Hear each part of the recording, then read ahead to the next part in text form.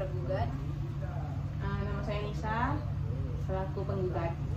Baiklah, jika begitu dikarenakan Bapak Ibu sudah bersedia untuk melakukan proses mediasi, maka pertama-tama di sini saya akan menjelaskan pengertian dari mediasi itu sendiri.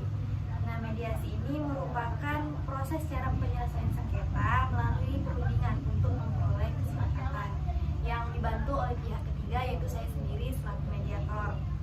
Hal ini sesuai tercantum pada pasal 1 ayat 7 Peraturan Mahkamah Agung nomor 1 tahun 2008. Adapun saya sebagai mediator di sini merupakan pihak netral, artinya saya tidak memihak kepada salah satu pihak. Di sini saya hanya bertujuan untuk membantu menyelesaikan perkara yang dihadapi oleh ibu sekalian. Kemudian di dalam mediasi ini juga bersifat rahasia, artinya apapun yang kita bicarakan di ruangan ini tidak akan terumbar keluar karena hanya kita saja yang membicarakannya di sini. Kemudian setelah kita melakukan perundingan nantinya, maka saya selaku mediator itu tidak berhak untuk memutuskan, melainkan keputusan itu saya serahkan kepada para pihak yang bersangkutan. Kemudian itu apabila proses mediasi ini tidak berhasil dan para pihak ingin melakukan kaukus, yaitu pertemuan terpisah oleh para pihak, maka di sini saya akan juga membantu. Baiklah, untuk mempersingkat waktu, sebelum melakukan proses mediasi, saya akan menjelaskan tata tertib yang harus kita patuhi nantinya. Yang pertama, para pihak harus berbicara secara bergantian setelah instruksi dari saya. Kemudian yang kedua, ketika para pihak itu berbicara, maka pihak lainnya harus mendengarkan, tidak boleh menyangga. Ketiga itu, para pihak tidak boleh saling menyerang, baik verbal maupun non-verbal. Yang keempat, tidak boleh merokok. Dan yang kelima itu, para pihak harus menghormati pihak lainnya ketika berbicara dengan tidak menggunakan handphone. Bagaimana, Ibu? Setuju? Setuju. Langsung saja, mari kita dengarkan penyampaian keterangan dari pihak penggugat terlebih dahulu. Jadi Bu, saya di sini ingin menggugat ibu ini ada utang sama saya. Utangnya tuh banyak sekali Bu. Kalau boleh tahu berapa Ibu nominal utangnya? Utangnya tuh sekitar 5 juta. Jadi udah dibayar sama ibu ini selama kurang lebih 3 tahun. Jadi saya ada capek gitu Bu, mintanya ke rumah dia, datang ke rumah dia. Setiap sekali saya datang ke rumahnya, dia gak ada di rumah. Saya tanya sama anaknya, mana mama? Mama gak ada di rumah. Gitu terus Bu selama 3 tahun. Jadi saya tuh capek Bu gitu. Makanya saya datang ke ibu untuk menyelesaikan masalah saya. Jadi intinya Ibu sudah lelah ya? Iya, sudah kali. Berkali-kali menagih hutang. Iya, betul. Baiklah, kita dengarkan keterangan dari tergugat. Bagaimana keterangannya tergugat? Baik, sebenarnya dengan saya menjelaskan, sebenarnya bukan saya tidak mau membayar Bu, tapi ada kendala dalam membayarnya itu Bu. Ya seperti yang Ibu ketahui, saya berhutang kan juga karena saya nggak ada gitu, tapi tetap akan saya usahakan Bu untuk membayar gitu kan. Nah, bukan saya mengelak sebenarnya selama 3 tahun itu, tapi memang ada kegiatan di luar yang memang saya tidak bisa untuk bertemu ibu dulu kayak gitu.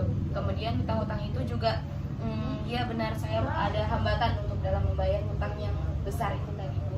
Tapi akan tetap saya usahakan karena saya juga udah ada terkumpul 1 juta untuk nanti akan saya serahkan sama ibu terlebih dahulu. Nah, sembari dari situ akan saya usahakan untuk membayar secepatnya. Kalau saya boleh tahu, kendala tersebut apa ya Ibu sehingga Ibu tidak bisa melunasi hutangnya secara cepat? Saya kan udah nggak ada suami lagi Bu. Saya kan udah nggak ada suami lagi. Nah, jadi saya sekarang ya kerjanya dari rumah ke rumah gitu Bu kan. Makanya saat ibu menagih ke rumah saya nggak ada di rumah ya karena itu saya dari rumah ke rumah ya melakukan pekerjaan apa aja yang bisa saya lakukan kayak gitu kan. Nah, jadi makanya saya terhambat untuk melakukan pembayaran itu. Selain itu anak saya ada banyak, ada 5. Nah, jadi saya harus memenuhi kebutuhan mereka terlebih dahulu gitu Bu. Bagaimana kepada penggugat dari keterangan yang disampaikan tergugat, apakah ada yang ingin disampaikan? Bohong itu Bu. saya lihat di sosial medianya, ya kan, dia sering jalan-jalan sana kemari, upload selfie makan enak, sementara saya di rumah kesusahan, Bu, gitu. Jadi kan Ibu, apakah Ibu ini ada ikat baik untuk melunasi hutang dan meminta maaf kepada? Pasti Bu, itu ada Bu, itu ada. Saya ingin sekali untuk melunasi hutang dan saya ingin meluruskan Bu apa yang telah disampaikan Ibu Nisa tadi. Saya itu jalan-jalan itu Bu karena dibawa sama majikan saya Bu. Bukan itu dari biaya saya Bu.